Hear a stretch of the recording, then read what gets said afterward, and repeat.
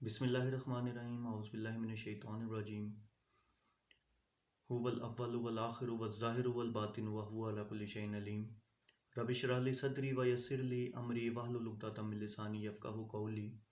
معزز ناظرین، بھائیوں، بہنوں، بزرگوں، السلام علیکم۔ سلسلہ قرآن ترجمہ اور تفصیل کے حوالے سے ہم نے اپنی پچھلی ویڈیو میں آیت 96، 97 اور 98 کا ترجمہ اور تفصیل کیا تھا۔ اب ہم اس سے آگے بڑھیں گے۔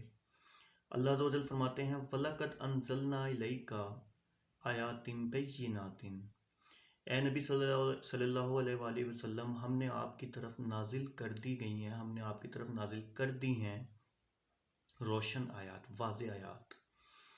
وَمَا يَكْفُرُ بِهَا إِلَّا الْفَاسِقُونَ، اور نہیں وہ انکار کرتے مگر صرف، اور نہیں انکار کرتے ان آیات کا کون؟ صرف جو کہ گناہ گار ہوتے ہیں۔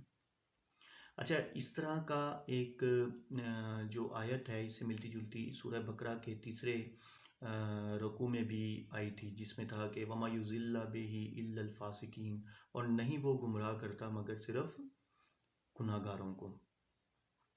آگے اللہ عز و جل فرماتے ہیں اوا کلما عہدوا عہدا، اور کیا جب بھی انہوں نے عہد کیا اللہ سے میثاق کیا، اللہ سے عہد کیا، تو کیا ہمیشہ ایسا نہیں ہوتا رہا کہ جب بھی انہوں نے اللہ سے عہد کیا، اللہ کے رسولوں سے کوئی عہد کیا، نبذاہم فریق منہم، ان میں سے ایک جو فریق تھے، گروپ تھے، انہوں نے اس کو پس پش ڈال دیا، پھینک دیا، نبذاہو پھینک دیا، بل اکثرہم، بلکہ اکثریت ان میں سے، لا یؤمنون، اکثریت جو تھی ان میں سے وہ یقین نہیں رکھتے تھے۔ اچھا، اس کو ایک تھوڑا سا اس بات کو سمجھیں کہ آج بھی اگر آپ دیکھ لیں کہ آج ہماری جو امت مسلمہ ہے ان کا کیا عالم ہے، ان کا ایمان کیا کامل یقین پہ ہے، مکمل کہ نہیں ہے۔ ایک چھوٹی سی مثال یہ کہ اگر آپ دیکھیں کہ خدا پہ، اللہ پہ ایمان، اللہ پہ یقین، اللہ پر بھروسہ، تو اس کی ایک چھوٹی سی مثال ہے، کبھی چیک کر لیجئے کہ جیب میں پیسہ ہو تو اللہ پہ بھروسہ ہوتا ہے، اور جب جیب میں پیسہ نہ ہو تب اللہ پہ بھروسہ کریں، تب پتہ چلتا ہے کہ آپ کو اللہ پہ کتنا بھروسہ ہے، آپ کا ایمان کتنا پختہ ہے، آپ کتنا یقین ایمان رکھتے ہیں۔ آگے اللہ عز و جل فرماتے ہیں وَلَمَّا جَاءَهُمْ، اور جب آیا، ہم رسول من عند اللہ، جب آیا رسول یعنی کہ نبی پاک صلی اللہ علیہ وسلم اللہ کی طرف سے، مصدق لما معہم، جو کہ تصدیق کر رہے تھے اس کتاب کی جو ان کے پاس موجود تھی، نبذ فریقم من الذین اوتوا الکتاب، ان میں سے ایک گروپ نے جو کہ اہل کتاب تھے، یعنی کہ یہ تورات کی بات ہو رہی ہے کہ جب تورات ان کے پاس تھی اور نبی پاک صلی اللہ علیہ وسلم آئے ان کے پاس، اور وہ تصدیق کر رہے تھے اس کی جو کہ ان کے پاس تھی، کتاب اللہ وراء ظہورہم، تو اہل کتاب کے ایک گروپ نے تو باقاعدہ اس کو پس پش ڈال دیا، کانہم لا یعلمون، گویا کہ جیسے وہ اسے جانتے ہی نہیں تھے۔ اچھا، اب اس کی وجہ کیا تھی؟ اس میں ایک چیز نوٹ کیجئے، کیونکہ علماء یہود نبی پاک آخر الزمان صلی اللہ علیہ وآلہ وسلم کی پیشن گوئیاں، مطلب ان کو یہ یقین تھا کہ نبی پاک صلی اللہ علیہ وآلہ وسلم، اب ان کے جو علماء تھے انہوں نے کیا کیا کہ جو تورات کے اندر نبی پاک صلی اللہ علیہ وسلم کی پیشن گوئیاں تھیں انہوں نے اس کو پس پش ڈال دیا، یعنی کہ ایسا مطلب جسچر دیا یا ایسا اپنا بیہیو دکھایا کہ جیسے وہ کچھ جانتے ہی نہیں ہیں، کیونکہ جب ان کی قوم تورات پڑھتی تھی ان سے پوچھتی تھی کہ کیا یہ جو نبی ہیں، یہ نبی پاک صلی اللہ علیہ وسلم ہیں، یہ وہی نبی ہیں جو کہ جن کا ذکر تورات میں ہے، تو وہ یہ کہتے تھے کہ شاید ہوں گے، ابھی تک ہمیں صحیح پتہ نہیں ہے، یعنی کہ مین کہ وہ ان کو صحیح نہیں بتایا کرتے تھے۔ اچھا، ایک بات ضرور نوٹ کیجئے کہ جب بھی کسی مسلمان امت میں، جب بھی کوئی مسلمان امت جو اپنا حقیقی دین ہے اس کو پس پش ڈال دے گا تو وہاں کیا ہوگا؟ وہاں یہ ہوگا کہ وہاں جادو ٹونے مختلف طریقہ کار چل پڑیں گے، اس کی ریزن کیا ہے؟ اس کی ریزن یہ ہے کہ دنیاوی خواہشات کی تکمیل کے لیے پھر اس دین کو استعمال کیا جانے لگ جائے گا، ٹھیک ہے؟ اور جو اس کا اصل مقصد ہوگا، جو اس کتاب کا، اس دین کا اصل جو حقیقت ہے، وہ پس پشت رہ جائے گی۔ اور یہی وجہ تھی کہ آپ دیکھ لیں کہ ہمارے یہاں سب سے زیادہ ہمارا کلچر ہے اس چیز کی طرف کہ ہم قرآن پاک کو زیادہ تر یوز کرتے ہیں عملیات کے لیے، ٹھیک ہے؟ مختلف طریقے سے، غلط طریقے سے ہم اس کو پڑھ کے ہم مطلب ان عملیات قرآن کا ہم مس یوز کرتے ہیں، اور عملیات کو ہم جیسے فور ایگزامپل میاں بیوی کی لڑائی، کسی بھی جھگڑے فساد کے لیے ہم ان عملیات، ان قرآن پاک کی آیات کو مس یوز کر کے ہم عملیات کرتے ہیں۔ آگے اللہ عز و جل فرماتے ہیں وَاتَّبَعُوا مَا تَتْلُو الشَّيَاطِينُ عَلَى مُلْكِ سُلَيْمَانَ، یعنی کہ انہوں نے اتباع کی اس علم کے لیے جو کہ سلیمان علیہ السلام کے دور میں، اس علم کی جو شیاطین پڑھا کرتے تھے سلیمان علیہ السلام کے دور میں، انہوں نے اس علم کی اتباع کی، اس علم کی پیروی کی۔ اچھا، اللہ تعالیٰ نے حضرت سلیمان علیہ السلام کے تابع جنات کو کیا تھا۔ اب اس وقت چونکہ انسانوں کی شکل میں وہ آتے تھے، تو انسانوں سے ان کا ایک باہم میل جول ہو گیا تھا، اور اس کی وجہ سے وہ انہیں جادو سکھانے لگے۔ آگے اللہ عز و جل فرماتے ہیں یعلمون الناس السحر، وہ لوگوں کو جادو سکھاتے تھے۔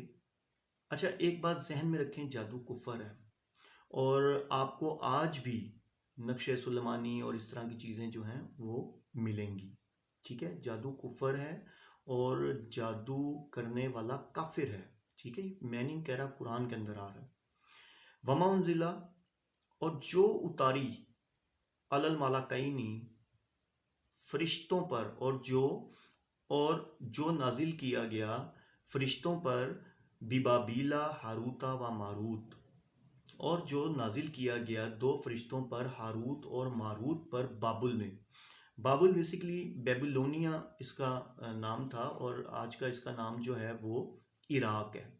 اچھا، تھوڑا سا آپ کو انفارمیشن بھی ہوگی کہ بخت نصر بھی ادھر کا ہی بادشاہ تھا، ٹھیک ہے؟ جس نے یروشلم پہ حملہ کیا تھا وہ بھی ادھر کا ہی بادشاہ تھا، ٹھیک ہے نا؟ اور نمرود بھی عراق کا ہی بادشاہ تھا۔ نمرود بیسیکلی یہ ایک لقب ہوتا تھا نمارد، اس سے وہاں کے جو بادشاہ ہوتا تھا اس کو نمرود کہا جاتا تھا۔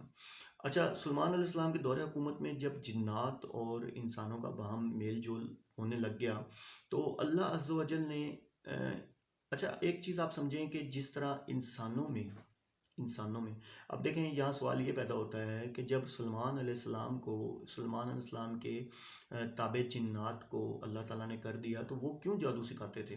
دیکھیں، جس طرح انسان میں برے اور اچھے ہوتے ہیں، اسی طرح جنوں میں بھی برے اور اچھے جن تھے۔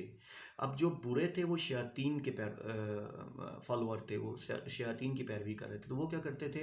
لوگوں کو جادو کی طرف لاتے تھے۔ اللہ تعالیٰ نے ان کو آزمانے کے لیے دو فرشتے بھیجے، ہاروت اور ماروت، جبکہ وہ ان کو بتایا کرتے تھے، ابھی ہم اگلی آیت پڑھیں گے ان میں آئے گا کہ جبکہ وہ ان کو بتایا کرتے تھے تم جادو سیکھ رہے ہو، یہ کفر ہے، لیکن پھر بھی چونکہ وہ اپنی دنیاوی خواہشات، کیونکہ ان کے ذہن میں یہ بات ڈال دی گئی تھی، ان جنوں نے، شیاطین نے ڈال دی گئی تھی کہ جادو ہی سے ہر مسئلے کا علاج ہوتا ہے۔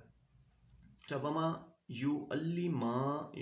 یعلمان من احد، اور وہ نہیں سکھاتے تھے کسی کو بھی، حتی یقولا انما نحن فتنۃ فلا تکفروا، یہاں تک کہ وہ کہہ دیتے تھے دیکھو ہم تو آزمائش کے لیے بھیجے گئے ہیں، اور پس تم کفر مت کرو۔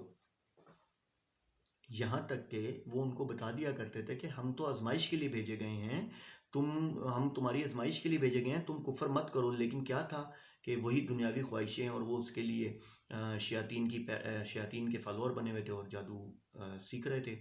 بلکہ آپ نے نام بھی سنا ہوگا قبالہ جادو۔ یہ قبالہ جادو بہت پرانا ہے، جو کہ چلتا آ رہا ہے بنی اسرائیل میں، اور پھر بعد میں یعنی کہ آج بھی جو بنی اسرائیل ہے وہ اس پہ چل رہی ہے، اور چونکہ ایک الگ ٹاپک ہو جاتا ہے، اپنے مسیحا کا ویٹ کر رہی ہے۔ آگے اللہ عز و جل، ان کا مسیحا کون ہے؟ دجال، دجال کا ویٹ کری۔ آگے اللہ عز و جل فرماتے ہیں فَيَتَعَلَّمُونَ وَمِنْهَا وَمَا يُفَرِّقُونَ بِهِ بَيْنَ الْمَرْءِ وَزَوْجِهَا، پھر وہ سیکھتے تھے ان دونوں سے وہ شے جن کے ذریعے سے آدمی اور اس کی بیوی کے درمیان جدائی ڈالی جائے۔ دیکھیں جیسے ہم نے پیچھے پڑھا کہ وہ ان کا کام کیا تھا، ان کا کام یہی تھا، وہ یہ سیکھتے تھے تاکہ جادو یہ سیکھتے تھے اپنی دنیاوی خواہش، یعنی کہ اگر کسی کو کسی کے ساتھ جلن ہے کہ جی محبت تو میں اس سے کرتا تھا، یہ شادی اس کے ساتھ ہوگی، تو تاکہ ان کی آپس میں جدائی ڈالی جائے، یا کسی بھی سینس میں ان کو یعنی کہ برا لگتا تھا تو وہ اس جدائی کے ڈالنے کے لیے اچھا محبوب قدموں میں آ جائے، یہ دوسرے جتنے بھی غلط کام ہوتے تھے وہ ان کو اس کے تھرو ان سے یعنی کہ مدد لیتے تھے، اور مدد یعنی کہ ان کی وہ جادو کے تھرو مدد کیا کرتے تھے۔ اور پھر وہیں سے شروع ہوا تھا تعویذ اور ان چیزوں کا سلسلہ، یعنی کہ تعویذ دیا کرتے تھے فساد ڈلوانے کے لیے اور مختلف چیزوں کے لیے۔ تو آگے اللہ عز و جل فرماتے ہیں وَمَا هُمْ بِضَارِّينَ بِهِ مِنْ أَحَدٍ إِلَّا بِإِذْنِ اللَّهِ، اور نہیں تھے وہ ضرر پہنچاتے۔ دیکھیں کوئی بھی چیز جو ہے وہ آپ کو نقصان نہیں پہنچا سکتی اگر اللہ نہ چاہیں، نہیں تھے وہ ضرر پہنچاتے اس کے ذریعے کسی کو بھی اللہ کے اذن کے بغیر، یعنی کہ وہ کچھ بھی نہیں کر سکتے تھے اللہ اگر نہ چاہیں تو کوئی کسی کو نقصان نہیں پہنچا سکتا۔ آپ کو ایک چھوٹی سی مثال سناتا ہوں کہ اگر آپ اس چیز کو تھوڑا سا سمجھیں کہ ایک چیز اپنے ذہن میں بٹھا لیں کہ کوئی آپ کو نفع نہیں پہنچا سکتا، کوئی آپ کو فائدہ نہیں پہنچا سکتا، کوئی آپ کو نقصان نہیں پہنچا سکتا، ایون کہ کوئی آپ کو نوکری نہیں دے سکتا، کوئی آپ کو پرموشن نہیں دے سکتا اگر اللہ نہ چاہیں، ٹھیک ہے؟ آپ کیا سمجھتے ہیں؟ آپ کھانا کھاتے ہیں، روٹی اندر گئی، بھوک لگی، کھانا کھایا، روٹی اندر گئی، کیا روٹی آپ کی بھوک مٹاتی ہے؟ نہیں، اللہ آپ کی بھوک مٹاتے ہیں، روٹی تو اندر جاتی ہے۔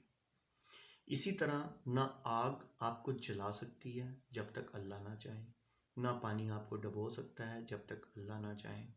غرض کہ ہر چیز اللہ کے اذن سے ہوتی ہے، اللہ کی مرضی سے ہوتی ہے۔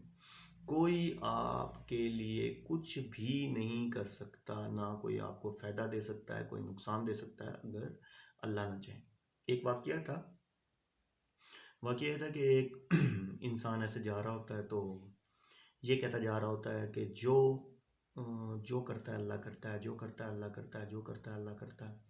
تو سامنے ایک یہودی کھڑا ہوا تھا تو یہودی نے اس کو ایک بٹا مارا یا پتھر مارا تو اس کے سر پہ لگا اور خون نکلنے لگا۔ تو یہودی نے پوچھا ہاں بھائی تم تو کہہ رہے تھے جو کرتا ہے اللہ کرتا ہے۔ تو اس نے بڑی پیاری بات کی، اس نے کہا کہ یہ جو تکلیف تھی یہ میرے نصیب میں تھی، میرے اللہ کی طرف سے، لیکن بیچ میں تو نے منہ کالا کر لیا، یعنی کہ وہ مظلوم ہو گیا اور وہ ظالم ہو گیا۔ تو یہ بات یاد رکھیں، یہ اپنا یقین بنا لیں، بھروسہ بنا لیں۔ ایمان کامل یہی ہے کہ اللہ کے اذن کے بغیر کچھ بھی پاسیبل نہیں ہے۔ تو معزز ناظرین، آج ہم نے سورہ بقرہ کی آگے آیات پڑھی ہیں، تو کل انشاءاللہ ہم اس سے آگے پڑھیں گے۔ باقی سوال جواب کے حوالے سے اگر آپ کو کوئی بھی سوال جواب پوچھنا ہو یا کچھ، میں اپنا ای میل ایڈریس نیچے دے دیتا ہوتا ہوں، تو آپ اس پہ بھی مجھ سے پوچھ سکتے ہیں۔ اللہ تعالیٰ آپ کو دین میں استقامت دے، مجھے بھی دین میں استقامت دے۔ وآخر دعوانا ان الحمد للہ رب العالمین۔